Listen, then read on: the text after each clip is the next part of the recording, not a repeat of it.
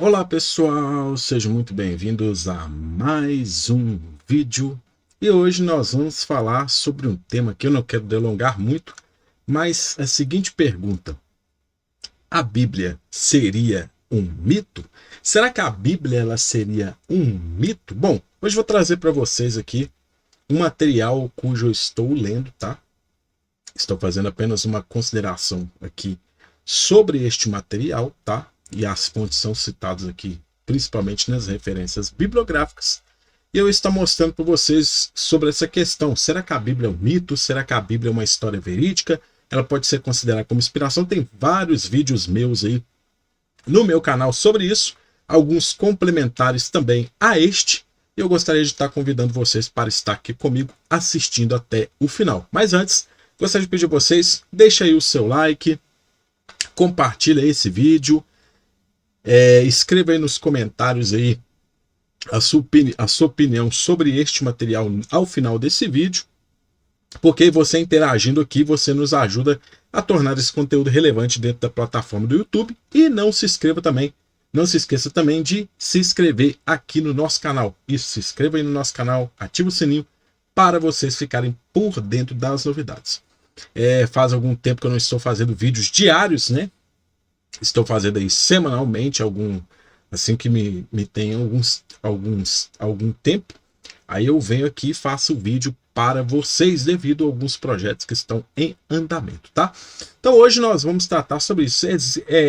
A Bíblia seria um mito?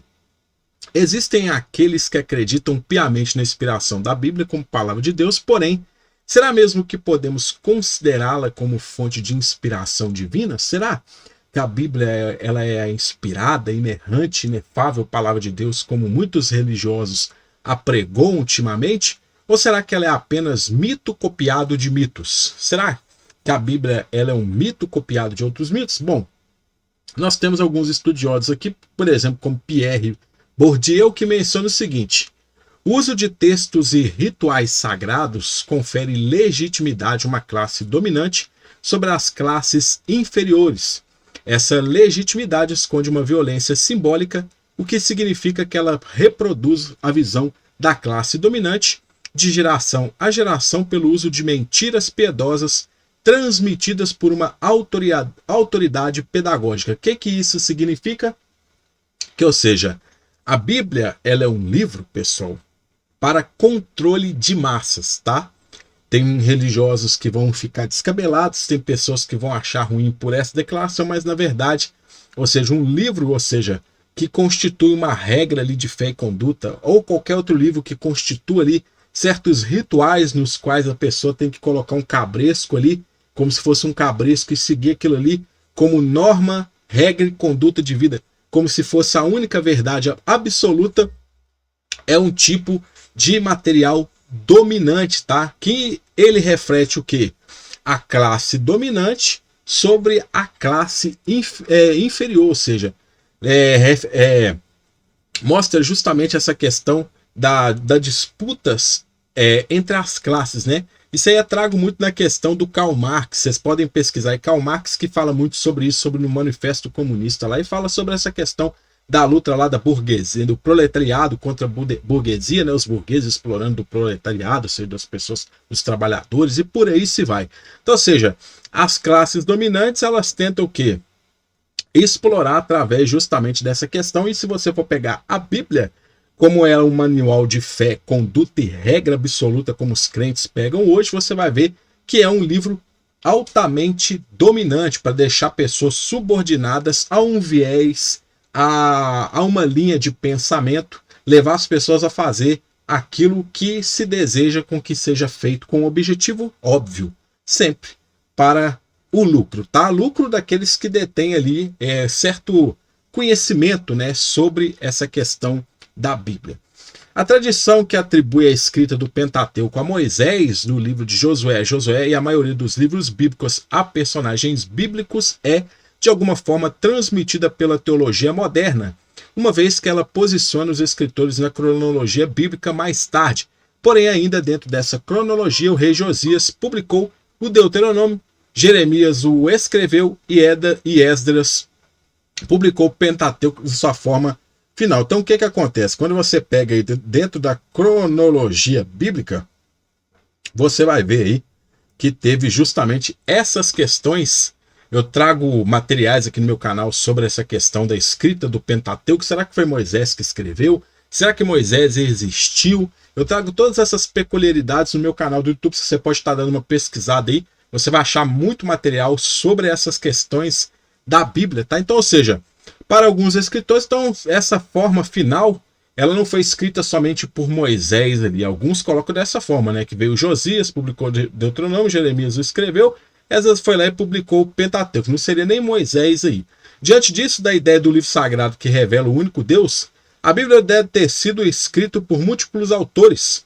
Ter um único escritor para Gênesis e Reis é possivelmente para outros livros bíblicos, contradiz a ideia de transmissão da palavra divina e de uma tradição característica de um povo, ou seja, a ideia de um único escritor, né, se você for pegar essa questão de um único escritor, você veja que ela contradiz com justamente a declaração de que a Bíblia tem vários escritores. Então, fala-se que a Bíblia foi escrita por vários escritores, mas ao mesmo tempo foi Deus que escreveu, ou seja, é contraditório aí essa questão.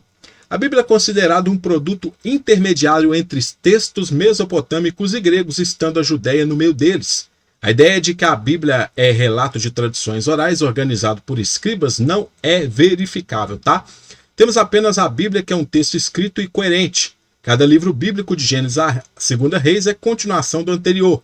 Desde a obra de Martin Noth, é geralmente admitido que os livros de Deuteronômio e 2 Reis seriam do mesmo escritor, chamado de historiador deuteronomista. Aí tem um filósofo, que é Spinoza, tá? Quem não conhece essas obras de Spinoza também possui essa obra de Spinoza. Sugeriu que a hipótese de um único escritor raramente seguida na academia bíblica. Então, ou seja, Spinoza ele sugeria que tinha um único escritor aí para a Bíblia, só que a academia, principalmente bíblica, né, as instituições, as faculdades bíblicas aí, né, que estão ligadas a alguma denominação religiosa, alguma igreja, elas rejeitam justamente essa ideia. Heródoto escreveu 9 dos livros de sua história e que Platão escreveu pelo menos 28 diálogos. Por que então isso não poderia ter ocorrido também com a Bíblia? Ou seja, se Heródoto escreveu vários livros, Platão escreveu vários livros, por que a Bíblia não poderia ter sido escrita por uma única pessoa ao invés de vários autores como colocam aí? Por aí você já vê que tem contradição nas declarações dos religiosos aí. Uma pessoa familiarizada com os escritos de Homero, Hesíodo, Heródoto, Platão, Aristófanes de Bizâncio e Aristarco de Samostrácia poderia muito bem desejar compilar uma obra que daria luz à sua utopia religiosa e política, que é, ou seja, Israel. Então a pessoa que conhecesse os escritos gregos daquela época, porque se você for pegar os escritos do Pentateuco, do Antigo Testamento, você vai ver que a sua compilação, muitos acreditam que só veio a ficar completo no período de Jesus, tá? Escritura só foi ficar completo no período de Jesus. Alguns estudiosos colocam dessa forma. Eu tenho vídeos aí no meu canal que eu falo um pouco sobre isso, tá? Falo sobre essa questão da compilação do Antigo e do Novo Testamento. Você pode pesquisar o vídeo aí, canonicidade da Bíblia, tá? Aliás, os bastidores da Bíblia, parte 1 e 2, você vai ver tanto do Antigo quanto do Novo Testamento. Então, se você for pegar uma pessoa que tivesse conhecimento de todos esses escritos gregos, poderia compilar uma obra, e essa obra aí, ela dá origem, né, ao suposto Israel, como nós vimos na Bíblia, tá? Conforme Levi Strauss, tá? O mito tenta responder questões da vida cotidiana, mas nunca chega a uma resposta. Você já parou para analisar que tem várias questões dentro da Bíblia que não tem resposta? Questão do inferno, a questão da alma, qual que é o destino da alma depois da morte, né? Como muitos colocam que o ser humano é feito de corpo, espírito e alma, né? Para aqueles que colocam dessa forma, ou seja, entre muitas outras questões aí que tem dentro da Bíblia que não tem resposta. Daí você já começa a compreender sobre isso. Dessa forma, qualquer novo narrador de um mito mudará pequenos ou grandes detalhes, tanto que todas as possibilidades lógicas serão exploradas até que o mito atinja o esgotamento. Então, ou seja, naquela época se copiava ali uma história, um mito, né? e ali apenas alguns detalhes eram modificados ali para dar, digamos assim, a cara daquele autor que estava escrevendo, que estava criando uma determinada história em cima de um mito, tá? Então nós temos aqui, para Levi, um mito é sempre uma tradução, pois jamais podemos encontrar a versão original de um mito. Ou seja, daí a questão que você entende. Por que não se encontram os autógrafos da Bíblia? Por que não se encontram os manuscritos originais, mas sim cópias de cópias de cópia? Por isso você já vai entendendo aí essa questão, né? Haja vista que um mito é sempre uma tradução de uma versão prévia, proveniente de uma população estrangeira ou de dentro da mesma população, ou seja, ou vem de fora ou é criado de dentro daquela população ali que está ali, daquele povo que está ali, tá? Podem pegar o mito de fora e copiá-lo, ou então podem se criar ali a sua própria história com base justamente nesse mito de fora. A substância de um mito não é para ser encontrada no estilo, na narração ou na sintaxe, ou seja, nas questões aí gramaticais, né? Mas na história conforme ela é contada. O mito parte da imaginação de um indivíduo, mas para se tornar um mito, essa criação individual deve perder todas as qualidades que podem ser relacionadas ao seu autor, ou seja, a pessoa escreve, mas não deixa nada que dê a parecer que foi ela que escreveu. E aí, vem as perguntinhas, será que a Bíblia ela não tem todas essas características de um mito? Se tem, ela não seria um mito? Ou seja, uma tradução de outros mitos, ou seja, uma pessoa que adaptou a sua própria história para parecer que aquilo ali era original. Alguns acreditam que é original, mas na verdade ele estava ali desenvolvendo ali a sua história para dar origem ao Israel, né? Tanto político ali e religioso. E aí, qual que é a sua opinião a respeito disso?